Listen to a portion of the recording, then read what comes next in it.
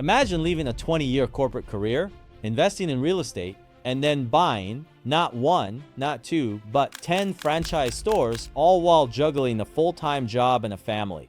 How I bought 10 franchise locations and what I regret. Corey Robinson jumped straight out of corporate America into business acquisitions, starting with 4 Batteries Plus locations. Revenue, $3.7 million, EBITDA, $700K. He closed the deal at under a 3x multiple, plus the real estate. But that was just the beginning. In less than 2 years, Corey scaled to 10 stores, acquired an HVAC company, and then got hit with integration nightmares, culture clashes, and cash crunches that nearly broke him. In this episode, Corey opens up about the wins, the mistakes, and the brutal lessons every first-time buyer needs to hear before making their own leap.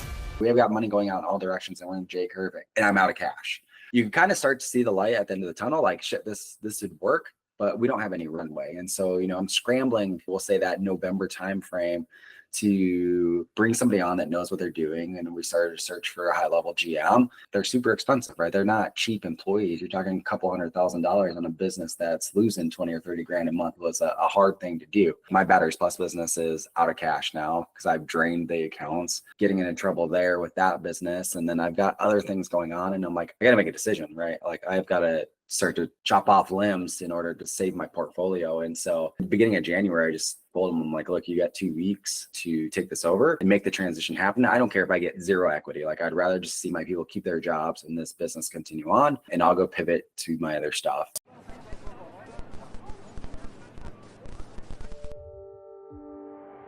Corporate guy, right? So 20 years in corporate America, working in operations and risk management and a few other functions, and turned real estate investor in my mid 30s. And through COVID, as that stuff started to dry up, I started to talk to people like you, right? I mean, it was probably back 2021, 2022 when we first met and started having these conversations around business buying, you and Joe and a few others. And I thought, man, what an opportunity that exists out there, and what a great opportunity for me to put my skills to work. And real estate, you know how it is. Real estate is great. It's slow moving. Yes, it is like a business if you get big enough, but it's not the same as operating, an actual opco. Yeah. And so I thought, man, I could really put these skills to use and pivot away from corporate America and real estate and start to build my wealth that way. And so in 2022, started that search. In 23, completed my first acquisition, and then 18 months of acquiring. So I started with the first set of Batteries Plus stores. So bought in a franchise. Another GoBro helped, develop that pathway for me. And stepping out into business buying, right out of the gate, out of corporate America, I kind of wanted those training wheels that a franchise offered. So you don't get the first franchise, was it a brand new, or was it an existing franchise that you bought? Yeah, 4 existing stores that I bought. 4 existing stores. Okay. Yeah, let's go a little bit more on that the first acquisition. How do you find it? How do you, tell us a little bit about the story of that deal. Yeah, so it started with, I had the idea of purchasing a business, and as I refined my buy box, I realized that I wanted a few different things, right? I wanted something close to home. I heard of a lot of people operating from far away, but I didn't want to have to jump in my truck and drive 4 hours or 6 hours or hop on a plane in my first go around. Yeah. I want something easy to understand. I didn't want something complex, an e-commerce or SaaS business. I don't operate in that space, and it's hard for me to understand. So I wanted to be able to, the knowledge set to transfer along kind of to the business. And so I was looking for something, pretty simple. And then 3, the franchise model just appealed to me kind of in the first acquisition, just because of everything that came with it, right? I mean, you essentially bought a team, bought a brand, and you got a lot of the things that, independents have to figure out on their own. And I just thought, for the sake of the learning curve and expediting that with the limited time that I had, that it just made a ton of sense to go into franchising. And the multiples aren't as high. I don't make as much money. But it also de-risks the deal. And you did this while you still had your job, right? Correct. Yep. I was still working, still running my real estate portfolio during the search and after the acquisition. Okay, so you not only one job, you had 2 jobs. You had like a full-time, corporate job, and then you have a real estate portfolio you're managing, and then you bought this business. Correct. Okay. And then, so tell us a little bit about 4 stores. Why Battery Plus? What attracted you to that specific franchise? Yeah, so originally, right? So a lot of these franchise listings are confidential. I thought it was like a Napa Autos parts or something like that, just the way it was listed. And I thought the automotive space was something that I was interested in. Batteries Plus, I wouldn't say was something that I was targeting. But as I got the information on that deal and started to dig into it, I just really kind of started to fall in love with it. It had 4 units, it had an operator in place. And if you look at the electrification of the country and really of the world, they're uniquely positioned, to be a provider to the growth industries as well as the traditional industries. So they supply batteries to pretty much everybody you can think of. And then the retail services and the retail foot traffic were pretty good. And so in the business overall was operating well and had good margins. So those are all kind of the things that appealed to me. Okay, so you said the electrification of everything. So like who do they provide batteries for? Yeah, so we provide batteries to, if we were talking on a larger scale, to like hospitals and medical centers. We supply them to universities. We supply them to municipalities. They're one of our largest accounts. Yeah, we do a lot of the battery backup systems. And these are battery, like where do these batteries go into? Yeah, so they go into everything. So if you're thinking about if we talk about like a hospital, they're going into your emergency lighting systems. They're going into your battery backup systems. They're going into some of the medical equipment, not the specialized medical equipment, but the general use medical equipment. Yeah, I mean, That's interesting. Okay, and it's just a design install, it's just an install setup, or is there a maintenance component to it? no, there's not there. We're just actually doing the sales portion, right? We don't actually do any of the service. So we are Okay, strictly a retailer from that perspective. got it. And someone else will do their. Yeah, typically their facilities team or whatever will be the ones that will come in. They're typically the ones that we're working with and who's ordering locally, and then they're the ones going back and updating batteries in the fire protection system or in the exit signing or whatever. And these places, and they have like a retail location. Yeah, each one has a Even- retail location. And even though the business is mostly B2B. No, we're probably like a little under 70% retail, and Okay. I will say around 32% B2B. Got it. Okay. And so what you said you were attracted to the automotive space. What was the part that attracted you to the automotive space? I think that when you look at the longevity, right? I mean, cars are getting more technical, and so there's a certain skill set that goes along with that. And I don't think that I think it's pretty recession resistant. It probably does a little bit better even when people aren't buying new cars. It's going to be around long term. It's something that I understood. So my dad was big into working on cars, was a mechanic early on in his career. Cars has just always been a passion of mine, and a couple of our kids are big into cars too. So it just seemed like a good space to go into. Makes sense. Okay. So that first deal you found, how did you find that first deal, the 4-pack? It was a broker, a friend of a broker. So we made some broker contacts through our initial search. We made a bunch of broker contacts through our initial search. And then a different broker that I had not made contact with actually contacted a broker that I was working with and gave him the deal. Nice. And what was the size? What was the purchase price, and so when the revenue number and so forth? Yeah, the original business was doing 3.7 million. It was doing about 700,000 in EBITDA, and we got it just for under a 3x multiple. And it came with a piece of commercial real estate. With the commercial real estate. Well, Yeah. that's great. That's a great deal. And how much you paid for it? So it was just under 2 for everything. It was 1.4, 1.45 for the business, and then like almost another 700,000, just short of 700,000 for the real estate. And why did the seller wanted to sell at the time? So they were actually purchased from the people that started the business. So they bought as investors, and their kids had actually just graduated school.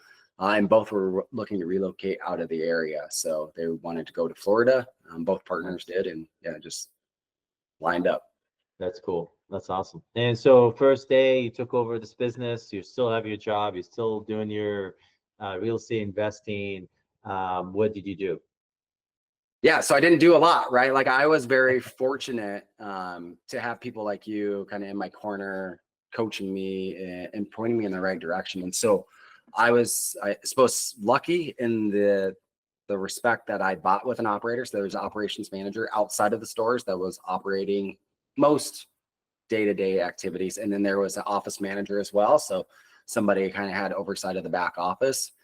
So most of the business was maintained. So really what I spent my time doing was, in the initial stages, was getting to learn the business, working with the franchisee or the franchisor, excuse me, to really understand what the expectations were, how to best utilize that partnership, understanding my team and the dynamics of the team. So I probably spent the first, let's say 5 or 6 months in that space of just learning and trying to consume information. Okay. And so were there anything that you learned after that period that you didn't know going into the business? What are some of the big ahas in that first 6 months? Yeah, so I think with every acquisition I've had, the big aha, and I think that I learned this, but is what influence and what the owner actually is doing. And I think one of the big things that caught me off guard in this initial purchase was like the office manager had oversight and was doing 90% of the back office duties, or overseeing 90% of the back office duties. But there were things that the owners were doing that nobody had visibility of. One of the big things is they were filing the sales tax reports every month. And, we got 3 or 4 months into it, and we're a retail business. So everything is sales tax, right? And so, and you're doing, $300,000 a month and missing 5 or 6% in sales tax, starts to add up pretty quickly. And so one of the things we found that was a gap was the sales tax reports weren't getting done. And we didn't realize until I got a letter directly in the mail from the state saying, hey, you're behind on your sales tax reporting and what you owe. And it was, instead of being $18,000 a month, now with fees and everything, it's $80,000 or $90,000 that I owe all at once. So that was a big one. And those lessons like that, like what the owner actually does and controls, are learnings every time you acquire. And the influence, like when you know the business and you're just kind of keeping the guardrails up, that's one thing, but you don't understand the impact that has. Like it's pretty drastic. And I've learned that lesson over and over again. Those owners, you've been doing it for a long time. It's easy to manage because where you need to be, kind of put your thumb on things and who you need to talk to and who you need to hold accountable. As a new owner, you don't know any of that stuff. And okay, so you thought that the manager that was there would have that influence on the people and be able to, and it wasn't. They were more on the back office. Yeah. Okay. Yeah. Well, yeah. I would say that from like an operational, we'll call it like inventory, stuff like that. Yeah. They were great. And from most of the back office stuff was great. There were just those few nuances that the owners had control over, or had visibility into, that other people just didn't even know that they existed. Yeah, that makes sense. That's such a huge point. So now, you're running this business, you're doing both things. Did you find it difficult to balance all three? Yeah. Like a year into it, was there a challenge? Was it a challenge? Yeah. So I bought the first 4 stores in November of 22. And I was still working at the time. And so I completed another acquisition in January of 23. So bought 1 more store in an adjacent market. And then in April, so it's like 4 months. After 4 months. Okay. Yep. And then 3 months later, bought another store in another adjacent market in April of 23. And at that point, right, it was just getting too much to bear. Going through the acquisition due diligence and then acquiring and integrating, it's a lot of work. And so at that point, I was really starting to feel the pressure where everything, between work and family and the businesses, it was just getting to a point where I had to make a decision. Got it. And if you had just kept the first 4, do you think it would have been much easier? Was the other additional 2 or the ones that put a lot more pressure? Yeah, I think if we would have just stuck with the first 4 stores and really refined my relationship with our operations manager and what was going on in the business day to day, it probably would have been sustainable in the situation that I was in. But the the burden of taking on more and the integration, right? So you're trying to integrate these people into a culture that's really not even well refined yet, because it's all new. Like the company had a culture, but my vision and my mission and my values are being instilled in the organization, and they're not even rooted in the organization yet. And now I'm trying to integrate more into what we're doing, and we don't even have our processes and workflows 100% down yet. So it made it really tough. And were you buying these all SBA? I bought the first group SBA. Outside of that, I haven't done another SBA deal in that space since then. Oh, so the other two you didn't do SBA? Was it what, seller financing or? No, so the next one, the 5th store was cash. Okay. And then the 6th store was cash and seller financing. Got it. Okay. So what did you learn about in addition to like cultural differences, and what did you learn about integrating like new entities, new companies in an existing platform? Well, I learned, I don't know, a bunch of different things, right? I think one of the key things I learned is every owner does things completely different. So even in the franchise space, where our operating system is the same, like same tools, same process, same workflows, same product. The way that one business operates versus another is night and day. Wow.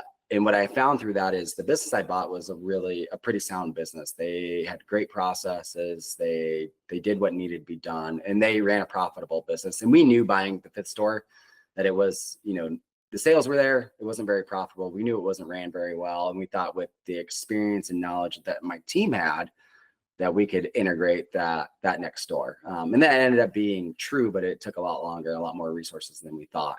And so understanding the dynamic of each of these buildings, from whether it's the people or their workflows and their processes, is one thing. And then having a plan to integrate, you got to prioritize what's important to get integrated into the system. You can't do it all at once. And I think that is one of the big things just from that first purchase after, the very first one. That we learned was man, this can't all happen at once. So we got to go through and what are the important things that we need to align on and ensure that we get synergy as quickly as possible. And one obviously was communication. Communication was big. Like the business I bought had a lot of channels for communication, a lot of knowledge sharing, and a lot of reliance on one another. And that was the beauty, as a business owner, you want that team to work together, rely on each other, and go to each other in order for me to kind of pull back and be in that strategic space. And they did a really good job of that. But it's like going to the next store, there was no communications. The owner just owned everything. And their employees were, I won't say inept, but they had no idea. They had no problem solving skills. They had nowhere to turn. They had really no resources. And so for us, the first thing that we had to do was create a framework on how are we going to support this team now that the person with all the knowledge is out of the business. And that was a tough one, because it's they really didn't know where to turn. Where putting one of my employees in there, they would know exactly what needed to be done because they were responsible and accountable for all of it and had the support. Where in that situation, there was just no support. They were just there to ring up tickets. Wow. So did you have to retrain, or you had to bring new people, or what did you have to do in order for you to kind of turn around that situation? Yeah, so we brought in, so we had a manager, which was actually one of my kids, who was in training at our flagship store, our training store. And so he was there training on the systems, the processes, the product, about a month before the acquisition was actually complete.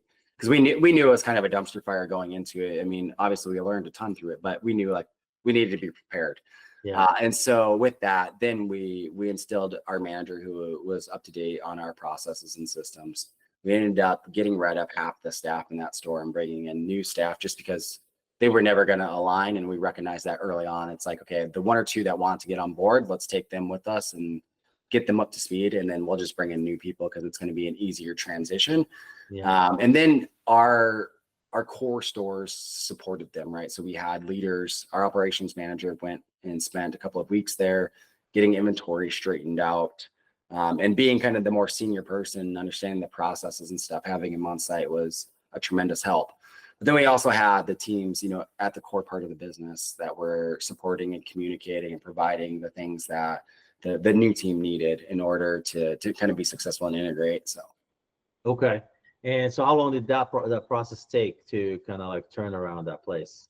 Yeah, it took us probably 3 months to get to a point where we'd say it was fully stabilized. I would say after a few weeks, we're at a point where the operations manager could kind of pull back and go back to their normal duties, and they could maintain on their own, at least with just, digital communication and some interaction that way or some intervention that way. But it probably took us 90 days to get to a point where inventory levels were stable and the team was trained to where they needed to be, and they were qualified. And the new manager, having their feet underneath of them and understanding what. And and how long did it take to be profitable? We were probably that same time frame, right? The sales were pretty Okay. good. It was really just getting the inventory in and out of the building in a timely fashion. We had to change some margins, on some of the bigger ticket items that we sold that the old owner was underselling. We cut labor hours way back. You had too many people in there, had too much inventory, had too much recycle, just too much of everything. And so we trimmed all of that back and trimmed labor hours back and got to a point pretty quickly where we were profitable. And also with our buying power, we get pretty steep discounts even at a 4-store level.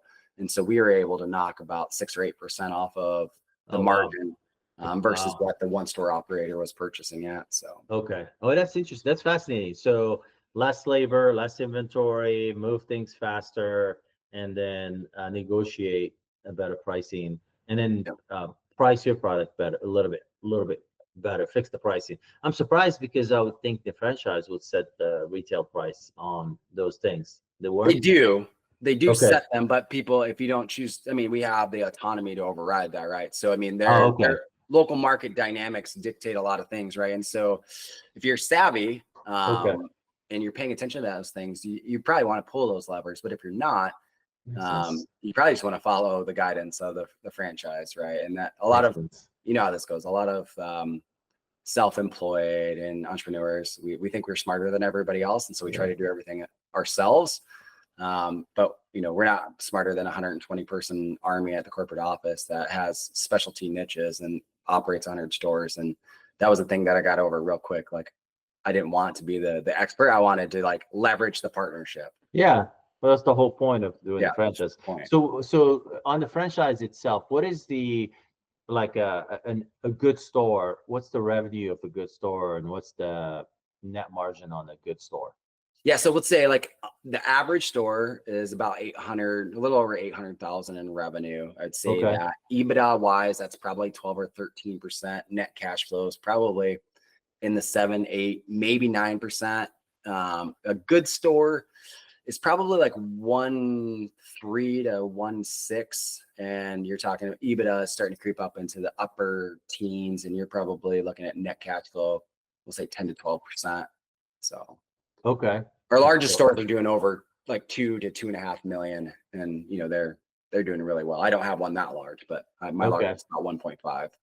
Okay, so 1.5, and that's 150K. That's a good store. That's a good store, yeah. Got it. Okay. Okay, that makes sense. And so now you did the 4, you did that 1, that was kind of issues with labor and inventory. What was anything different about that 6th one? Yeah, so fortunately, that one was a little bit bigger store. And it was operationally, it was sound. It was ran pretty well. Nice. But the nuances to that one were a little bit different. I would say that the culture was a little bit toxic, just because the old owner was just kind of real rigid and set in his ways. And he was doing a lot of specialty work. And so stuff outside of the product portfolio of the business. And so he was doing really well with some of that specialty work. And we had to sunset a lot of that stuff just because we weren't willing to put the necessary time into it. But overall, really our biggest challenge was people in that store. And we've turned over a lot of folks in that store just due to kind of negative attitudes and not wanting to learn a new way of doing business. So that one integrated pretty easily from an operational perspective. But from a people perspective, it took us 6 months to get to a point where we had a team that we felt was aligned with our culture. And if because they were doing specialty things, did your revenue dip because you got sunsetted all those products? We didn't see a huge dip. Luckily, Okay. I mean, I think with how we run our business to business playbook, which we were starting to formulate through all of this, we were able to make up some sales through that. And I think that a lot of like our return customers, like as the attitudes in the store started to change and become much more like sales oriented and customer service oriented, I think that helped support us too, because they had a lot of repeat customers. But I think if you looked over time, you know, they were pretty flat on retail sales just because prices were going up, but traffic was actually going down. What we saw as we made those shifts and started bringing in more positive, reinforcing more positive behavior in the store, that the traffic started to creep up a little bit, mixed with kind of our strategy around commercial sales. We ended up kind of holding our own through that period as we sunsetted those niche things that he was doing. And was he profitable? Yeah, it was. So he was. Yep. And the store stayed profitable, or became Yep. more profitable, or less profitable? No, I would say it stayed about the same. I think he had pretty good margins on the unique things that he was doing, and that's probably why he continued to do them, right? And so our margins fell back more to normal, even though our sales grew a little bit. Oh, okay, got it. So now you have 6 stores. Then you know things are getting too tight. You know, it's hard to kind of like keep up with everything. Then what did you do next? Yeah, so I was in the camp of I was going to try to hold it all together as long as possible. I was making really good money, you know, in my W-2, and I didn't hate, like, for everybody that like hates their career and hates their job, I'm all for like make the jump, right? Get out, go do something you love to do. But for me, like I enjoyed my job. I worked for a great company and I made really good money. And so for me, I was just trying to stack capital, right? Because I wanted to go buy more and more and more. And so as much money as I could put away to do more deals, that's what I was trying to do. But at home is really where it just became untenable, right? And I thought that after the 6th acquisition, like life settled down a little bit. But my wife was real clear that it didn't, and that I was, you know, not showing up in my other facets of life the way that I was supposed to. We were actually on vacation, and she on a GoPod retreat. And for people that don't know what that is, like, right, that's, you know, your group of counselors and their wives. And she put me on the spot and let me know that I wasn't showing up the rest of my life like I should have been as a father, as a husband. And I knew, like, you know, in the back of my mind, I knew it was challenged. And so I came home from that trip in Cabo and put my notice in that following week. Wow. Yeah. Wow, that's big. And then what? And then what happened next? Yeah, and then the roller coaster started. And so you have more time now. Yeah. And so what do I do from that point, right? So I'm all in, right? Business buying is my jam, and that's what I'm going to continue to do. And I'm going to stop worrying about how things operate. I'm just going to worry about acquiring. And that's really, like, it's funny because I think about that now, like where I'm at today versus the last 2 years and what that's looked like. But I decide that I'm going to go after buying an HVAC and plumbing company during that period of time. And about 6 months through that process, you know, end up acquiring one. So for about 6 months there, we'll say June of 2024 or June of 2023, excuse me, until, you know, October, things are pretty great, right? I'm just going through due diligence on this business. My other business is pretty much running itself, making still pretty good money off that business. Most people probably would have stopped and been like, hey, let's reflect on this and let's see what's going right, because life was pretty. But then so let me go back. So 6 stores. Are you netting 600 grand off each 600 total or not? Yeah, I would say we're a little over that, but with debt service, you're probably cutting that in half. We're like in half. Okay, makes sense. We got about 40% of that. Yes, what we're seeing. Yeah, makes sense. Enough, okay, right? I mean, which is perfect. Yeah. That's the way it should be anyway. Okay, got it. That makes sense. So total revenue about 6 million between all 6 of them. 3, 4, like a little over 5. A little over 5. Okay, probably. Got it. And then and then you said you paid cash for a couple of them. Just one. Okay, got it. And then the other one you got SBA or conventional? That one, it was seller financed. Seller finance. Okay, got it. So debt service total. So you're 300. You're good. Your life is good. Let me go buy something else. Okay, cool. Yep. So everything seems great, right? I mean, I feel like I got the first one on lock, and like this is great. I'm just going to But scale why it. not keep buying more of those Battery Plus stores? What Well, kind of like, huh? yeah, I mean, that would have been the idea, right? The smart Yeah. thing to do. What made you think, oh, let me go to HVAC and stuff? What is it? The fact that you have just more upside on the service business and you can scale it more as opposed to a retail business? Was it the ease to scale a service business is the one that the attraction? Yeah. So the ease of scale, right? So I got sucked into the private equity playbook conversation and got this Okay. grandiose idea that, HVAC is crazy hot right now. And I live in a tertiary market, and there's not a lot of PE activity around us.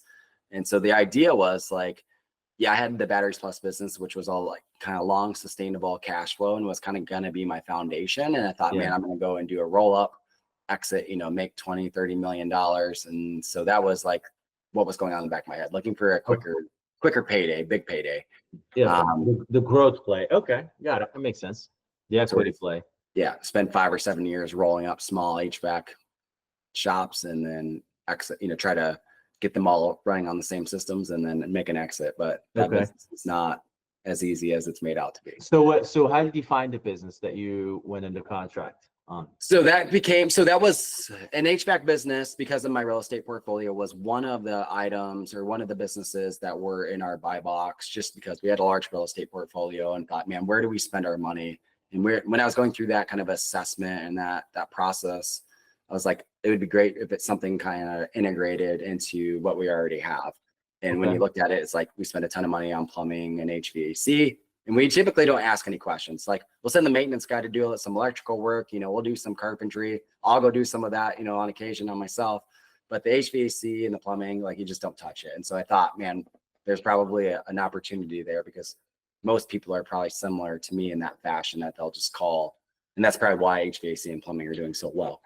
And then it came to me through a broker that I had met through my initial search, right? So there was nothing in my area. So I wanted it close within an hour. And when I started my initial search and purchased, there was nothing out there. But a broker came back to me through a relationship that I made in my initial search with this deal. Deal looked really good. It was doing about $3.5 million a year. It was doing, I think like 740 in EBITDA. So the margins were really good. Processes were a little outdated, but still a really well-ran business in a shitty market. And I wish, I knew when I bought it then, and even today I look back on it and think, man, I should have never bought that because of that reason alone. Because the market? Galesburg, Illinois. So a small dying industrial city south of the metro that I live in, central Illinois. Just kind of a bad place to be in if you're looking for any long-term growth, right? So I mean, I pigeonholed myself right out of the gate with that deal, because there was just not a lot of room for organic growth in that market. But we looked at it as just kind of being a foundational piece, a platform to building something bigger. And this was this is commercial, not retail oriented clients, right? No, it's a mix, right? It was probably at the time they were doing, I think, like 40% commercial, 60% residential is okay. Kind of what the mix was of that. Yeah. Got it. Okay. And you bought that one SBA as well? I did buy that one SBA. Yeah. Okay. And so you said 3.6 million, 700. How much did you pay for it? 1.7. Okay. So like what, 2.5 times? Yeah. I mean, the multiples were great, right? I mean, you're paying. It's not and they were getting business because how did they generate business? Was it just word of mouth because they were there in the market for a long time, or were they running ads and so forth? Yeah, they weren't doing a whole lot in the way of marketing, right? And for me, like that was like obviously is bright and shiny, right? That's what we look for. We want people not doing marketing. But what they had was they'd been in the market for 22, 23 years, had lived in the market their entire lives, were well known amongst all of the business owners, contractors, senior citizens that they serviced. And they're real prominent in the community. And so their name and their business, that went a long way, right? That carried a lot of weight. Yeah. Okay. And then so when did you close? We closed on that business in September of 23. 23. My years are getting all messed up. Okay. And then what happened next? So the first few months weren't bad. So the owner stayed on, was going to stay on until the first of the year. And things ran pretty smoothly. We took on a pretty large job, which he cautioned us when we were going through that. It was like $300 and some $1,000 HVAC job. But he kind of guided us through that and prepared us for that. But that had a huge impact on cash flow. So it was a little touch and go until we got paid from that. But overall, I would say things were great. Nobody left. He was running the business for the most part.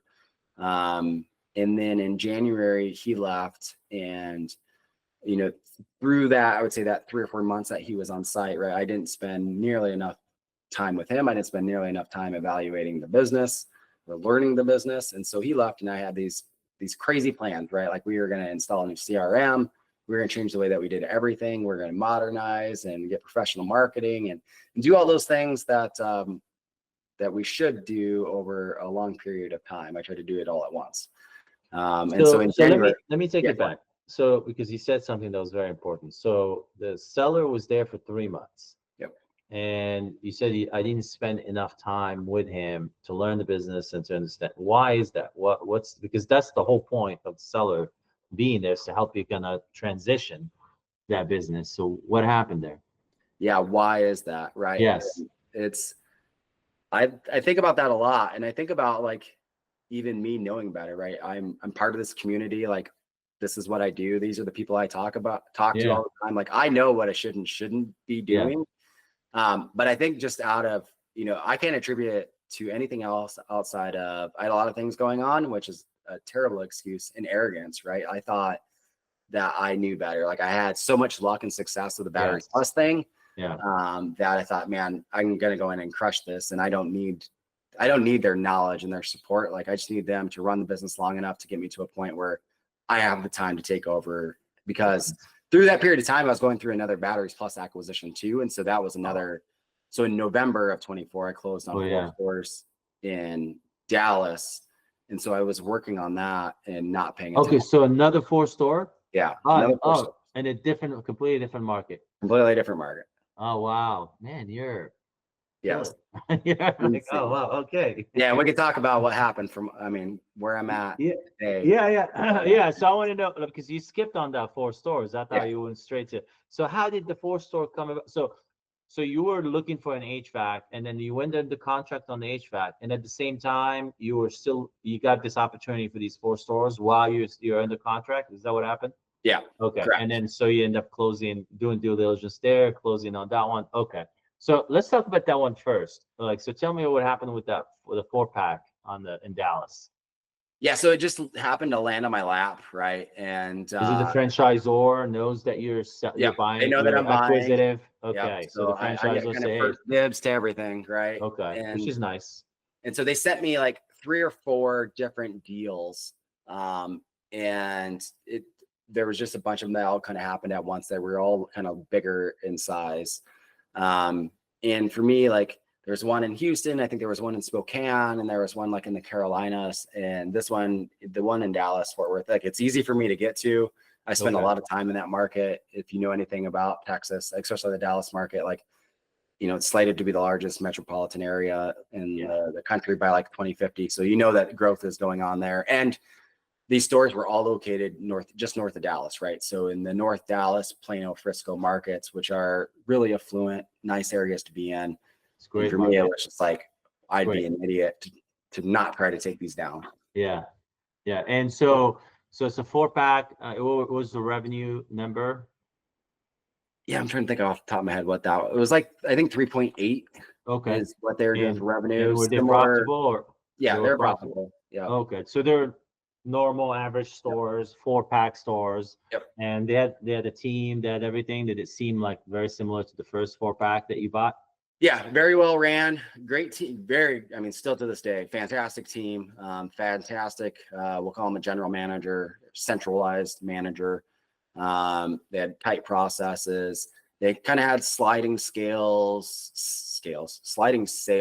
in 2 of the stores, just due to One was on a busy intersection that had like a year and a half of road construction on it. And so that really impacted that business. But at the end of the day, like that construction was ending and we thought, hell, you know, we'll be able to turn it around. And even if it's only the 3 stores, and that one's breaking even, it's still a good deal. Yeah. So they were a little bit lower profitability, but the opportunity was still there. Okay. Did that street thing turn out correct when the street work finished? No. No. It What did not. happened? We just haven't been able, we actually closed that store last week. Oh, We just wow. could never get the traffic back into that store. Wow. That's crazy. Okay. That's interesting. Okay. So now you get this 4. So nothing, did you learn anything new about that being out of state, being in different state, different geography? Yeah, I mean, Going- it's obviously a lot harder to go and check on it, right? At this point in time, right, I had moved, we did some swapping around. My operations manager kind of wasn't getting, you know, couldn't get him more to the strategic level and driving continuous improvement and doing all those things I wanted to. But I had a regional sales manager that was really just doing great things and was kind of a standout. And so we kind of did some shuffling around, and I made that regional sales manager into kind of my business GM, to oversee both territories while we had a GM in Texas.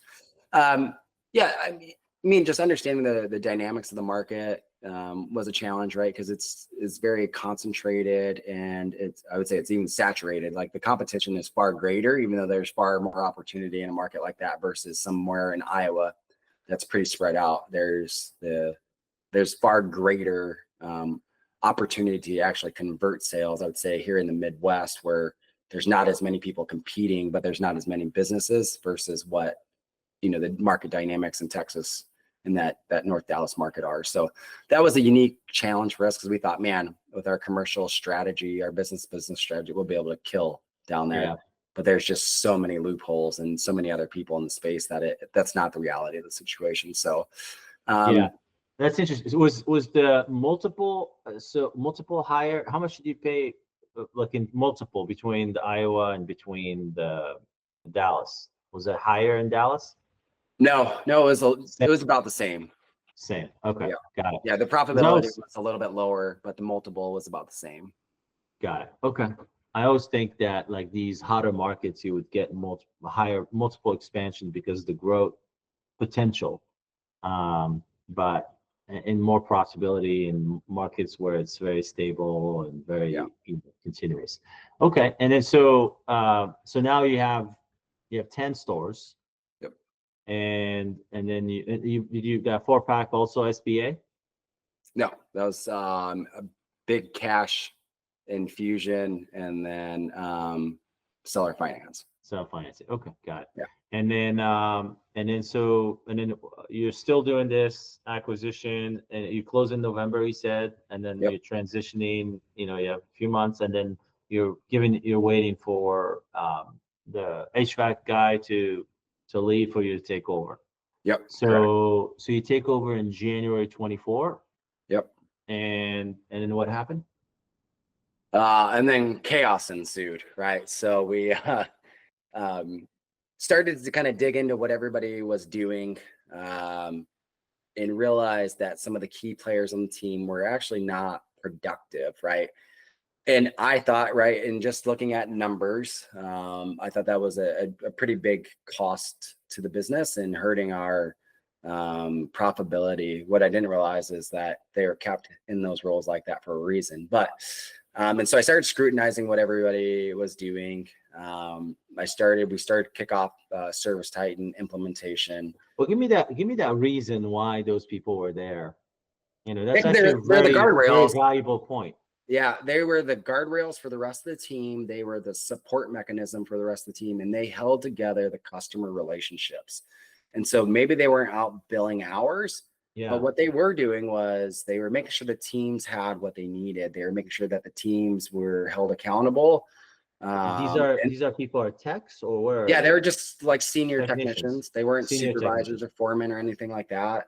They were just each department had a manager, and then each department kind of had, like, we'll say, a senior tech, like that technical expert that was you know, if a problem couldn't get solved, we called one of these guys, right? And they would come and fix whatever the problem was. And so they were always kind of on standby and not always billing as many hours as I thought that they should have. But what I didn't realize was like, man, they managed all the key customer relationships. They're the people that called in the middle of the night when a problem couldn't get solved. They were called when problems couldn't get solved. They were doing some project management.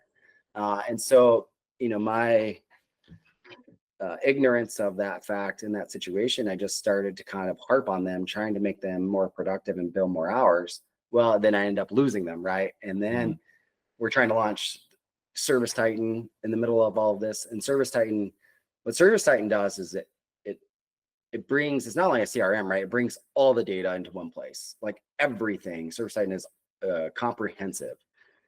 And if you don't launch that correctly, it turns your business into a nightmare. Yeah. Well, we did not launch it correctly. And so my bookkeeping, my customer lists, my customer follow-up, you know, my callbacks, my scheduling all went to shit, like in a matter of a couple of weeks. And we even had a consultant, like supposed to be an expert consultant, helping us through this. Yeah. That I paid like 25 grand to over the course of a couple of months. And it was shit, right? And so my numbers, everything about the business for months, like I had no idea. I was flying blind, and I was trying to make all these changes without any real data. And I didn't have the time to like own ServiceTitan implementation myself. And so I was expecting my team, I was trying to direct the team with the consultant, with ServiceTitan to get this implemented correctly. And it took so long. And by that time, like we had just, you know, hurt the business so badly from a profitability standpoint, from a customer retention, you know, and customer service standpoint, from a productivity standpoint, like everything just went to shit.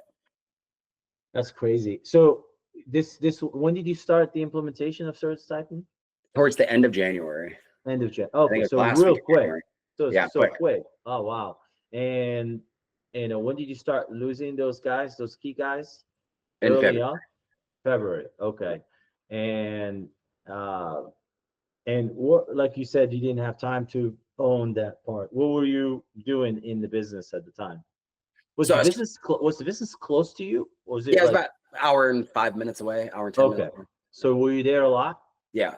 At that point, I was starting to be there quite a bit. I'd say probably 3 days a week on average.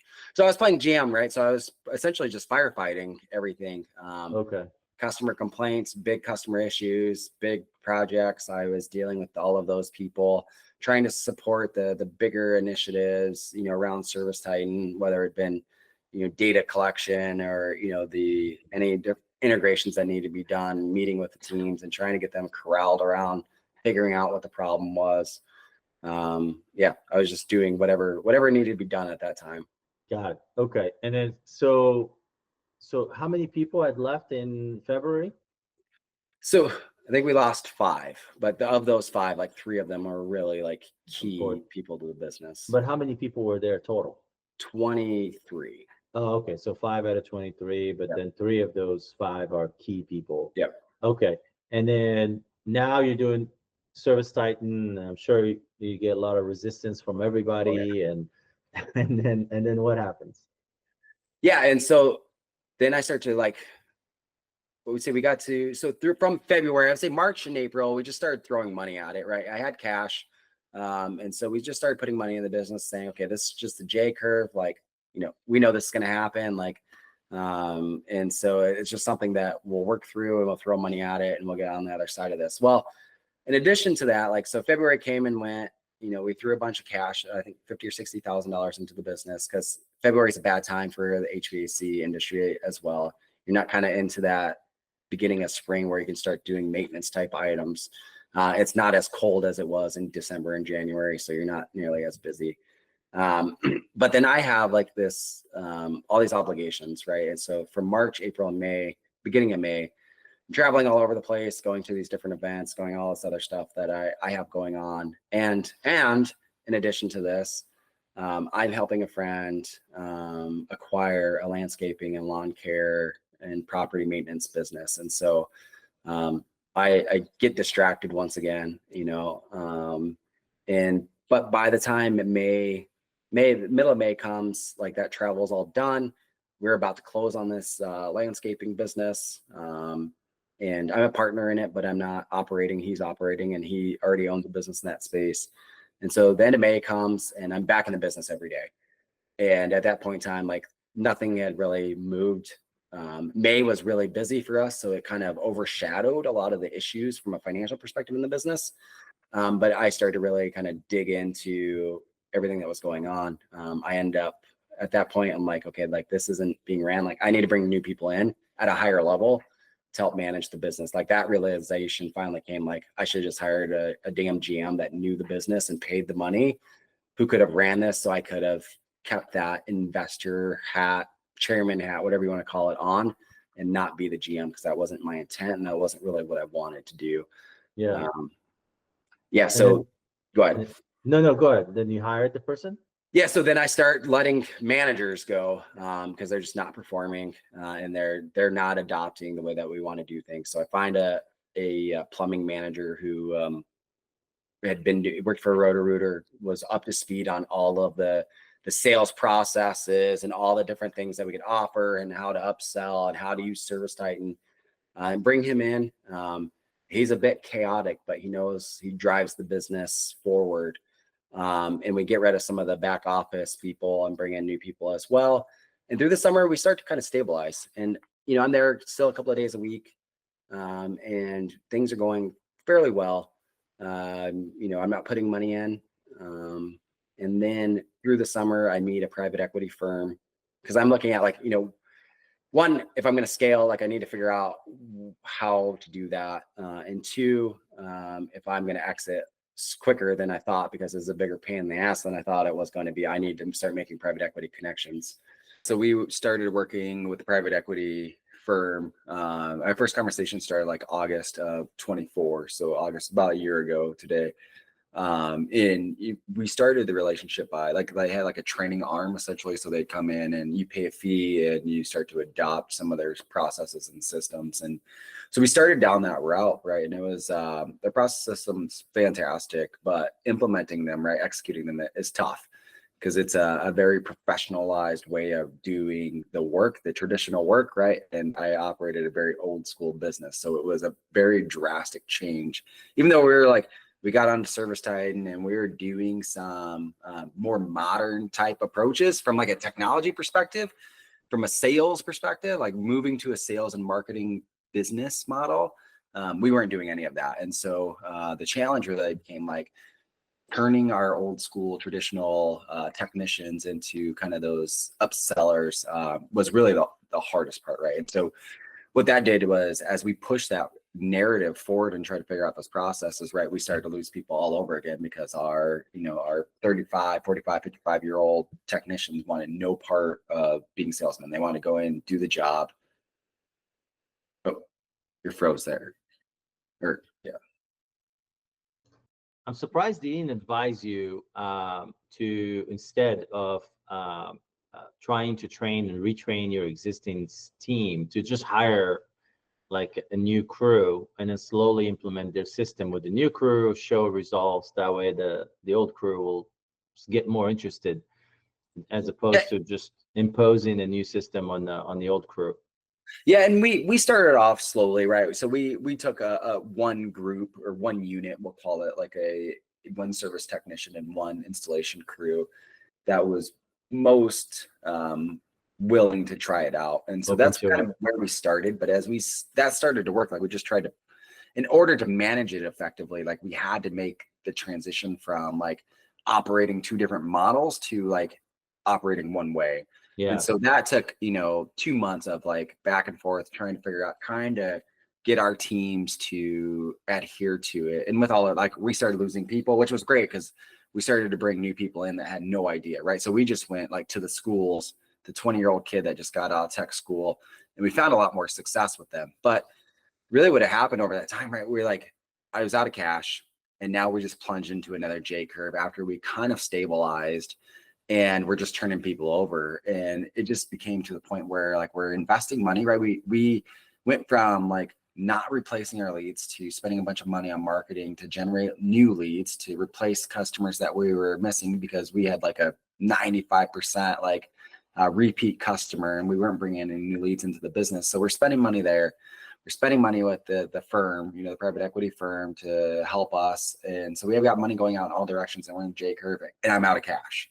Yeah. Right. So we're at a point where like you can kind of start to see the light at the end of the tunnel, like shit, this would work, but we don't have any runway. And so, I'm scrambling, we'll say that November timeframe to bring somebody on that knows what they're doing. And we started to search for a high level GM.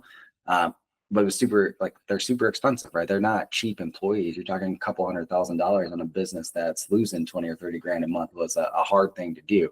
Yeah. So we finally found a GM, brought him in, moved him here on my dime, and got him up and going. And, December hit, I think is about when he started, December of last year. And he started to help kind of change the narrative and start getting people trained, getting people bought into the system. All the while though, like we're out of money. Like every week we're like scrambling. And so all of the stuff that like the laggard, the vendors, suppliers, like we're on COD. So we have a job booked for tomorrow. Like we're scrambling, trying to figure out, like I'm putting, equipment on my personal credit card. And it's just a mess. And so I approached the firm and just say, hey, why don't you just take over, buy us out? Like just take my liability. Like we know, like getting rolled up into the firm and become part of the platform when you guys sell, like you guys have the resources, the know-how to stabilize this thing and move it forward. And so there was a lot of back and forth for a few weeks, and we kind of settled like, yeah, that's something that we could potentially do. But they wanted to keep trialing this GM and see if he was the right person, because they were going to be heavily reliant on that GM to run that business. And they just kept kicking the can. And I'm like, finally, my Batteries Plus business is out of cash now because I've drained the accounts, and I'm getting into trouble there with that business. And then I've got other things going on, and I'm like, I got to make a decision, right? Like I've got to start to chop off limbs in order to save my portfolio. And so at the beginning of January, I just told them, I'm like, look, you got 2 weeks to take this over and make the transition happen. I don't care if I get zero equity. Like I'd rather just see my people keep their jobs and this business continue on. And I'll go pivot to my other stuff. And so I think that they thought that I was joking about the matter. And so 2 weeks came and passed, and they gave us a ton of support during that time. I don't have any like ill will towards them. And they were trying to get to a point where I think they felt comfortable taking the risk. And they just wanted more time. And that second Friday of January came, and I just was like, I called my GM and said, I'm done. Like I'm tapped out. Close the doors, put a lock on the gate, send everybody home. Yeah, and that's where it ended. Wow. So the business had the loan on it, right? Yeah. Oh yeah. How much was it? I think it's 1.465. I mean, it's Okay. pretty, I know So it's very specific. Yeah. So that's probably what they didn't want to take on that liability. Is that the thing? I don't know that it was the liability. I mean, I'm sure that was part of the equation, but what they kept referring to was like trusting that the GM, that they had the right operator in place was really what they kept talking about. Yeah. Well, it makes sense. And I mean, because okay. But they're still going to take on that liability. It's correct. They're going to pay. I mean, the loan, the business is not servicing, but they're going to pay it. And yeah. And the business was not servicing the note. So it kind of makes sense that you need to rely on somebody there. You couldn't find anybody else like outside of those guys. Did you like try to approach? I started to, okay. But I had already signed a contract with them. And towards the end, they said that if I found somebody else, they'd be willing to kind of let me out of it. But I tried to do some outreach, but I feel like I just had so many things going on. It was so hard to get the time away from fighting all the fires day to day to like really go and try to find another firm. Yeah, especially during the holiday season, which is I know how it is during that last. Okay, and then so now you're back stabilizing the Battery Plus stores. You still have all the locations. The Dallas place is doing okay. Yeah, everything was doing. I mean, sales were sliding. We've run into some inventory challenges with that business that led to some of our sales declines. But overall, I mean, it was fairly stable. We had some back debt that was a challenge, but we've been kind of working through that through the year. We had to go through a reorganization operationally and just restructure how things are set up, and cut some of the additional headcount out of that business because they've kind of been carrying the weight for everything. So. Okay. And so you still have all the stores. You haven't sold any of them. I haven't sold any of them. I did close 2 recently that were underperforming. Where? One in Des Moines and one in the Dallas market. So, oh, okay. One in Iowa, one in Yeah. Texas. Okay, got it. And you said inventory. Is it? So let me ask you this, because I'm seeing a lot of businesses with inventory these days. So when you bought these Battery Plus, was the inventory included? It was. Well, I Okay. mean, it was included in the deal. They did have it broken out separately from, they in the asset allocation bucket and Sure. the price they had it. The inventory was like a floating number based on whatever that number was at close. So that was Okay. unique from Interesting. most deals. So, but when you get a purchase agreement signed, that purchase price is a fixed price. No, that purchase price has Wow. been, so it's been like, we'll say, okay, it's $1 million, and then Yeah. we're going to allocate $400,000, and that could give or take 10%, up or down at closing. And then someone has to go and count the inventory at Yeah, closing? the corporation goes in and does the account with both sides, the seller and the buyer. So they go in as a third party, a separate party, and they do a full count. And then they're the ones that publish what the number is. Which corporation? Batteries Plus corporate. Okay. The The franchisor comes in and does it. Franchisor comes in and does it. Oh, okay. That's pretty good. And Yeah. so, but the price is still a multiple of earnings of SDE. Yeah, And correct.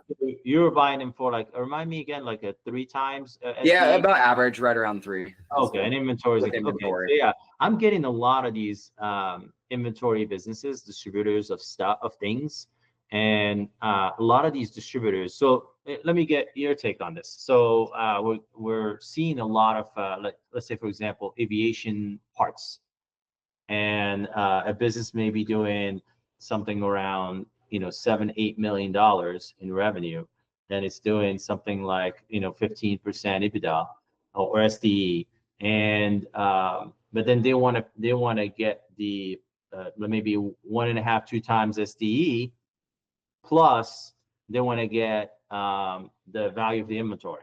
Yep. And so it makes no sense as long as it blends into maybe 2.5 times something, then I'm okay. But a lot of times it doesn't, and that inventory is sitting there. That inventory it's sitting there like they have it like a year, almost like a year worth of, well, sometimes 2 years worth of inventory. So how do you think about that? Yeah, so in our LOIs, we spell it out, right? So stale inventory is not part of the calculation, and we make sure that we exclude that. And so in our business, we say like 6 months is typically, and in some negotiations, we've accepted a certain amount of inventory that is like specialty inventory that does move on like a 14 or 18-month cycle.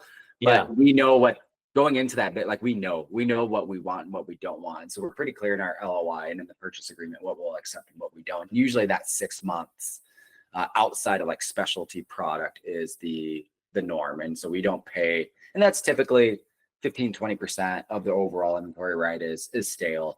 And so in the business, I would say Batteries Plus has done a good job of like educating the sellers on that fact, like, hey, we're gonna have to take a haircut. Just because you have all this inventory that's been sitting on the shelves for the past 3 years doesn't mean somebody can come in and buy it. Okay. So yeah, that's how we handle that. But understanding like the sales cycle of that type of business is really important, because some of the stuff like you could have on shelves, it could be like a specialty product that they have, there's 3 or 4 customers across the world, and if something breaks, they're coming to you, and it probably has a really great margin, and you want that part.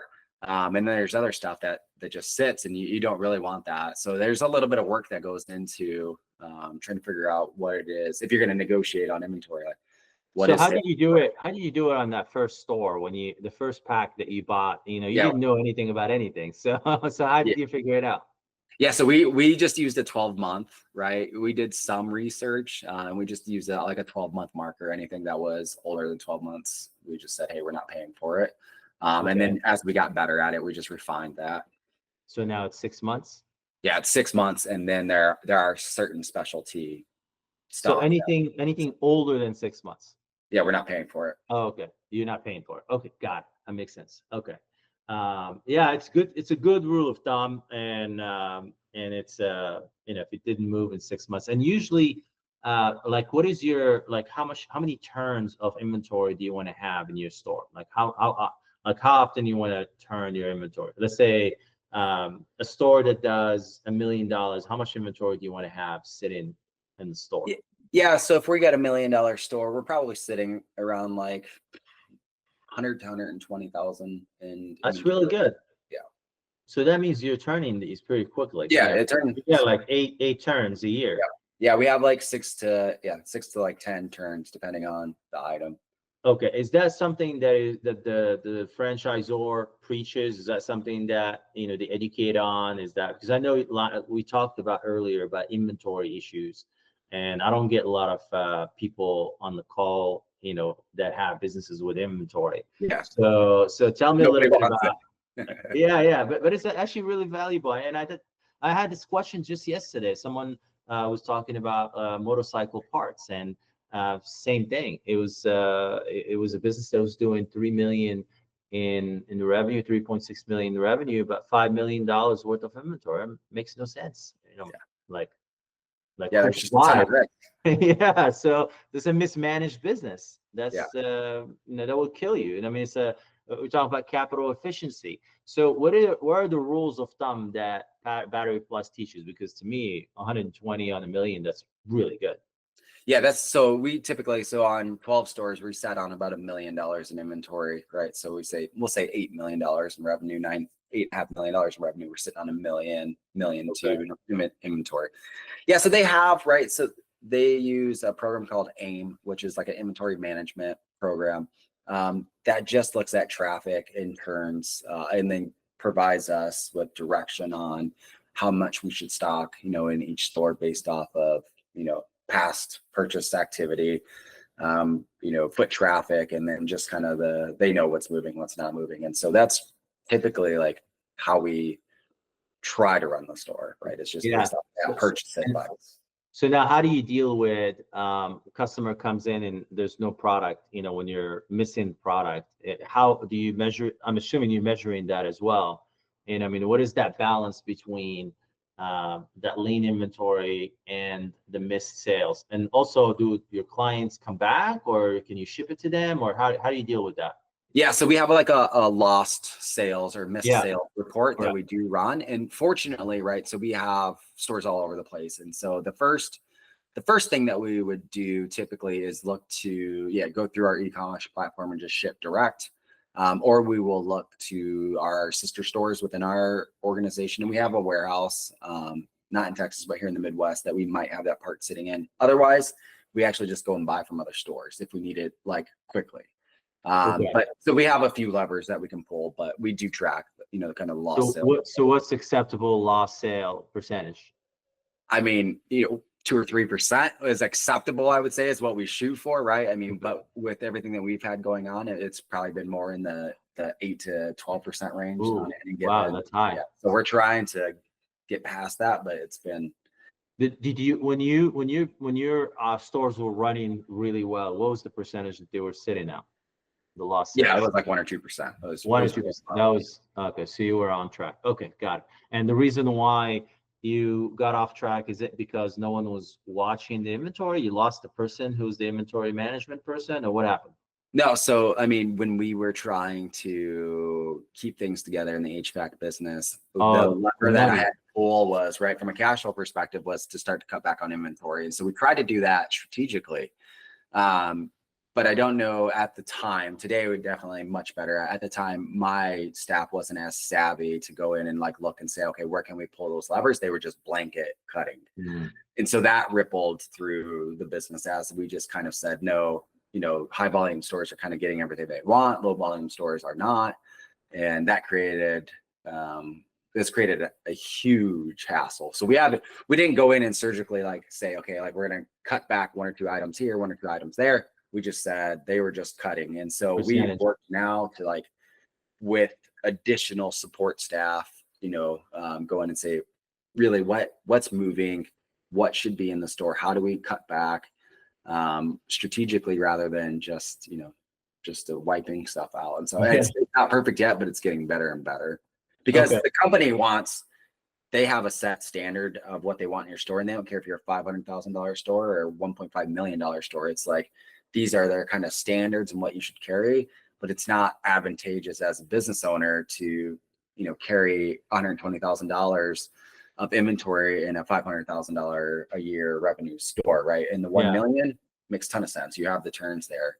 And so it's just one of those games of balancing and trying to figure it out. But you pay the price like when you don't have the inventory. I mean, my sales are down like 13% this year, and we've contributed pretty much that entire 13% to our inventory interruptions. Wow, that's a lot. In an 8 million store, that's almost $1 million. That's $1 million. A lot. Yeah. I totally understand. And again, I was in that space. I wasn't doing it in retail. We're manufacturers, so we had inventory in warehouses either at the factory or here in the U.S., in China, or here in the U.S., or in transit. So all that is one inventory, and then you count it all as what you got working with. And in our world, we had to turn 4 times. So if we're able to turn, because we're very heavy seasonal, 70% of our business was during Christmas season.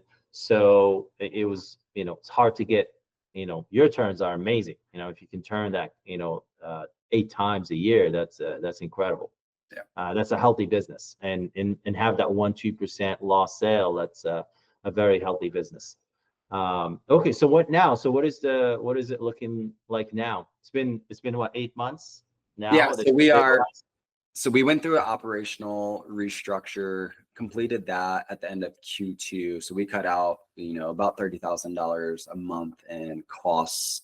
We still have some cleanup to do from that, but we've done a couple of different things, right? So we changed, the business is heading in the business to business space. So the commercial component of the business is becoming more prominent and easier to manage, right? Because it's just more stable. It's less about our marketing advertising spend, and our return on investment is just way better on that side of the business. Granted, margins are a little bit lower, but there's a lot less energy put into to retain those customers. And so we put a whole new commercial strategy in place at the same time, and we just essentially cut our internal sales staff and outsourced everything and created a professional model following kind of the predictive revenue model with our team. And so we have a head of sales in marketing.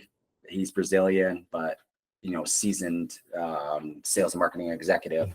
And then we have brought in SDRs from the Philippines and have a team leader associated with that. And so we're teaching Batteries Plus now how to run that as a whole. So you're not, when you said outsourcing, you're not giving it to an agency. You're just hiring international talent. Correct. So they're still like your own employees. Yeah, they're my team. Yep. Yeah. Our global team is making up a bigger. You got me worried there for a second. No. So we started just and I've been working with virtual assistants, virtual professionals for quite a few years now. But I realized as the important aspects of the business continue to get missed, it's all the I dotting and T crossing that my team misses, because they're dealing with customers and they're dealing with fires every day. And it feels like the more that I've been able to bring in global staff to just focus on key setup things, like that stuff gets done so much better and we don't miss things. And so in the expense associated with it, right? Like hiring a head of sales and marketing for my size company, we can't afford $150,000 a year, employee to add on. We just don't have the cash flow to support it. And so outsourcing was the only way that we were going to be able to make that work. And so that's what we just started. So we built a global team that were all very experienced in this sales model that we've established. And it's funny because it's my head of sales and marketing just gave a presentation to Batteries Plus Corporate and a couple of other franchisees on how to actually run a sales funnel, a lead generation funnel, because they don't know. They go out and call and do all these things, but they don't track it. Nobody, even corporate, doesn't track it the way that we do. And so we're forcing them. Salesforce is the one that built this sales model, and our Salesforce, we can't even run the funnel the way that it's meant to be ran at Salesforce. And we're this is bullshit. We need to break down our market qualified leads and our sales approved leads and track it to the point where we convert over to a closer. And they're like, holy shit, like nobody's brought this to us before. So that's been a fun process to go. And we're starting to see our activity is way up. We're starting to kind of focus on the quality. So focus on conversion. We're starting to see that kind of move. So we feel really hopeful on that side of the business, but yeah, we're still going through the B2B side. The B2B side, yeah. Okay, and this head of sales and marketing, I usually don't like that title because sales is sales, marketing is marketing. But as you say, this head of marketing person, what is his role? What does he do? It's 90% supporting the sales model. Marketing is only in there because corporate does 99% of our marketing. And so I just needed somebody to keep track of what was going on there, because we do have some like hyper local fund money that we need to allocate ourselves. And in the past few years, we haven't done anything with it. Right. And so, and it adds up. Like it's, it could be $30,000, $40,000 with my size of company a year. And we just kind of are just pissing that money away. And so I just wanted somebody to and he had marketing in his background. So I wanted somebody to watch that and to kind of be able to tell us what we should be doing that. And then somebody for the marketing team at corporate to go to. That wasn't me. So let me understand this. So because you have a retail and you have a business side. So the corporate is running like all the ads for your retail operation or both? Both. Yeah. Both. And all of it. So they're running ads to everybody. And then you said you're going to switch to a more B2B strategy. Are you hiring, reaching out via email and setting up calls and demos, or are you having salespeople go find these companies, or how are you approaching these businesses? Yeah, so we set up like a sales development rep model, right? So they are responsible for lead generation. And so that's how we are sourcing internally, like within our business. So Baggers Plus Corporate's doing the marketing side, but the sales model is ran, at that franchisee level. And so we're running all of that. So our SDRs we're either combing through the lists that Baggers Plus provides, or we're buying our own lists and doing cold contacts and then following that through kind of the sales cycle. And then you're setting appointments for your closers. Your closers, okay. Which are in the States. Those are the only roles that we left on the team that stayed here in the US. That makes sense. And are they commission only, or No, they're combination. Combination. Okay, got it. Yeah, and I mean that's good. Now I think anything that's not customer facing, you can outsource and you can eventually at some point agentify with AI.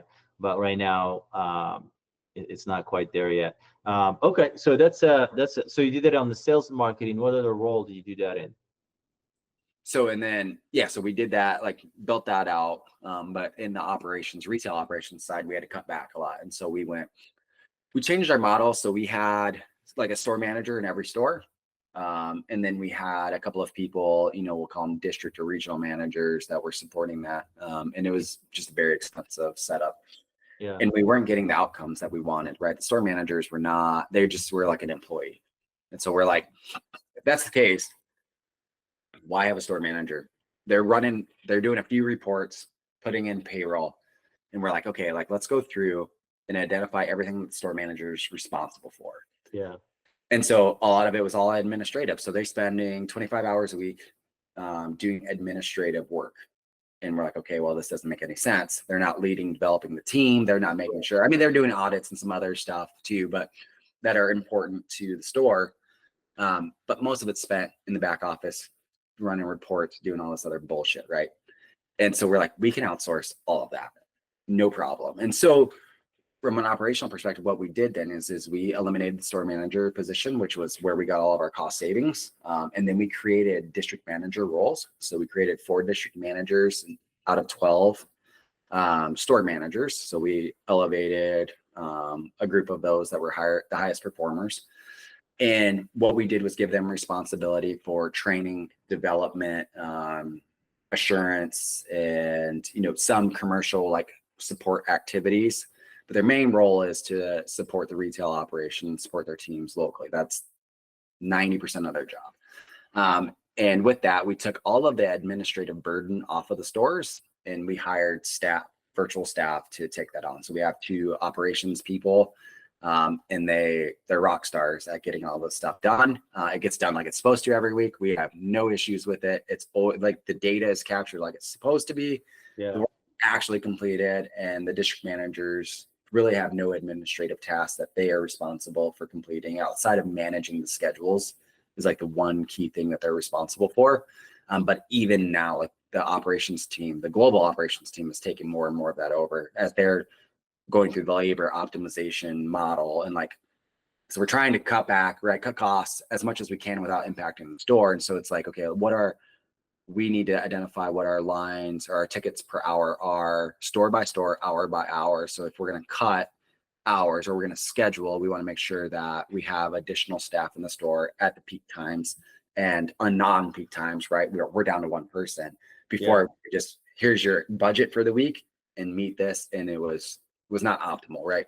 One, we weren't saving as much money as we hoped. And 2, we were missing key customer interaction times because we didn't have staff on site when people were coming at 2 p.m., on that Thursday or whatever the case may be. So our global team is working through that now and really starting to kind of take over even the scheduling component of the business. Oh, that's awesome. Yeah, and it makes sense. You can, if you do it, more scientifically, if you will, and get the data and understand kind of the traffic patterns in your store. You can do the math where, it will allow you to have the right amount of staff in the store that you need for that moment. So you're typically 2 people in the store? Depending on the store. So like our biggest store at times will have 4 people in it.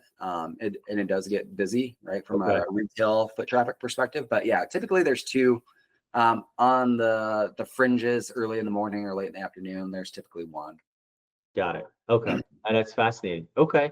And then, so tell us a little bit about what's the company name again? Y-Scale. Y-Scale. Yes. Yeah. So Y-Scale is, we've been going through buying businesses, operating businesses for a while now. And it's like, setting up EOS and working myself kind of out of the business.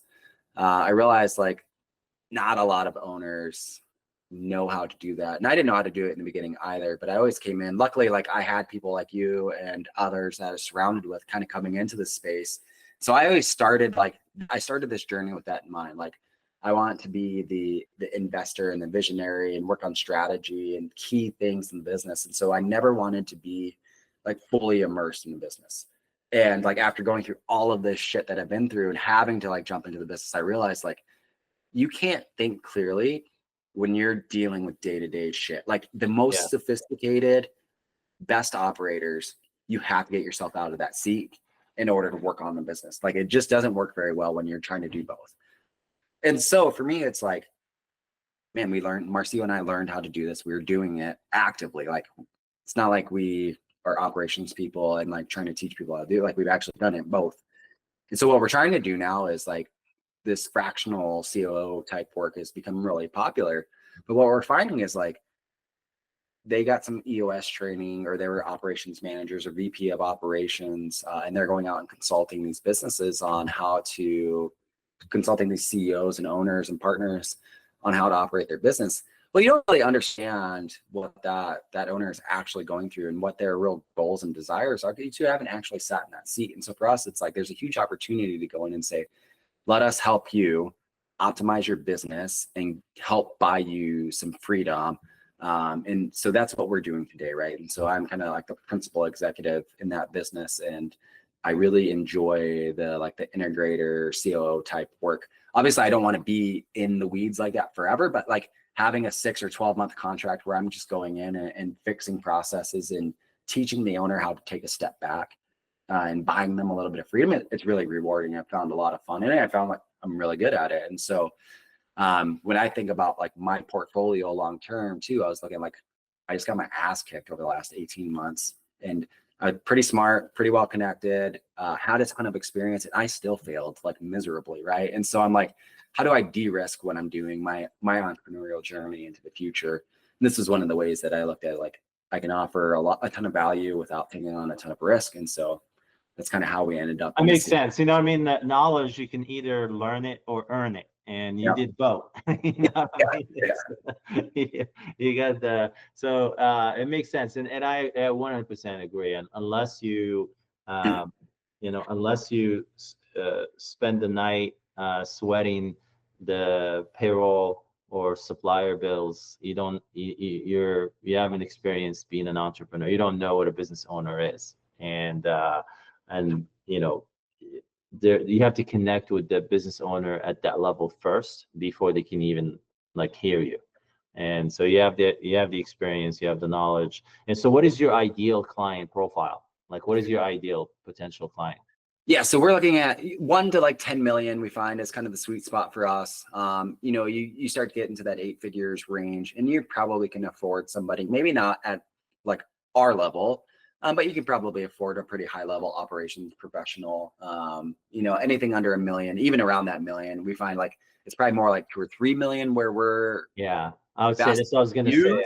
Yeah, 3 million. But we will go down. We found opportunities like in that $1 to $2 million range where on a very limited basis they could use somebody like us. So and for me, like what I'm targeting today, we started out in a general sense, but now that we've been doing this a little bit longer, we realize like if it's me doing that work, and it's my brand, I have a ton of value to add in the acquisition space, right? I'm well known in the space. Like I've been doing this stuff for a while. I know guys like you and others that are promoting, James and Brian and a few others that are promoting this.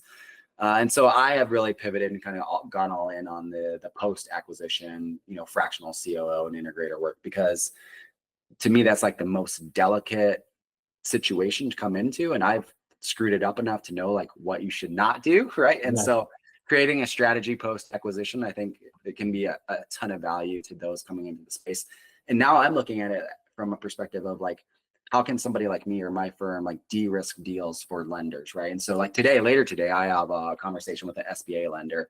So I'm going to start to kind of attack that angle and say, hey, like they could add us to the capital stack. Even I've heard of I think you have had to get people on that have actually shown like we're coming in, helping, supporting operationally, but they're adding our fee into the financing of the deal. And so I got that idea from, I think, a guest that you had on. And so that I'm starting to have those conversations, because I think it is like, if you got a 25-year-old Wharton grad that, is well-funded, but has no real life experience, that's going to go and buy this $10 million HVAC company, is that really, as a lender, is that really a risk that you want to take on? Yeah. And for $30,000 or $50,000, $60,000 a year, hiring somebody like me to like pump the brakes and make sure that things stay stable, is it worth the extra expense? And what we're finding is like, bar none, it's worth its money. So 100%. And I think a lot of decisions like are just about what not to do, or having the courage to do what you need to do. Yeah. And so that's usually what I found. And honestly, you can go up to like 50 million in revenue. You still have those opportunities there. It's just, sometimes companies going to do the same thing for so long that it's very hard to do something different. And they just don't know what it looks like outside. And how about your Battery Plus franchisees? That's a great opportunity as well. Yeah, and I am like I think the first step in that conversation's already started, because we're like, our sales team is starting to kind of be promoted. Yeah. And so once we get out of our shit, right, out of the situation that we've got ourselves in, I think there's going to be more of an opportunity to start to go and help and do some of that stuff. And we're starting to have some of those conversations, the corporation, the franchisor, and myself, like how can they help support our journey going forward in the short term, and then how on the reverse can we support the overall business. And so those are things that we are thinking about, because I think you're right. There's a huge opportunity. And if my sales model works out, we're the only one doing it. And we are by far the lowest cost basis out of anybody in the system. Yeah. But we've got to actually make it work. We got to execute it. And we're seeing signs of life, but it hasn't been fully executed, and we haven't proven it out. But once that day comes, I think then it's like, just the data. All right, we're going to start to teach it to everybody.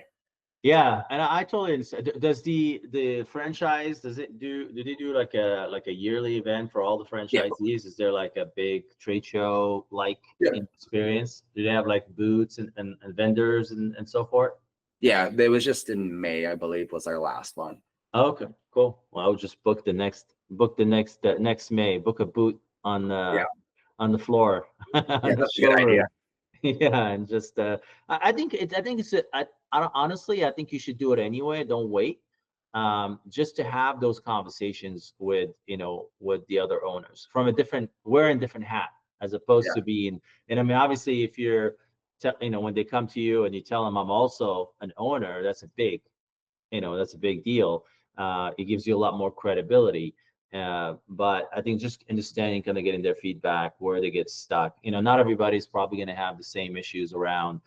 There might be their issues around inventory, maybe there are issues around, staffing, maybe there are issues, so not everybody is the sales and marketing Yeah. piece. Obviously, sales and marketing are important to any business, but they may have they may give you different ideas on different problems you can solve for these franchisees. Yeah, no, that's a good idea. We'll have to do that when registration time comes around. I'll just book one, and nobody will know until we have a conversation. Exactly. Well, I appreciate you coming on today. I know we had our technical issues, but I appreciate they shared a lot of insight. It was vulnerable, it was real, it was authentic, and I learned a lot. So I appreciate you coming on today. Yeah, Jay, I appreciate it, man. I've learned a lot from you over the past few years, and continue to appreciate your direction and your knowledge. So it's great being on. Thank you. Appreciate it.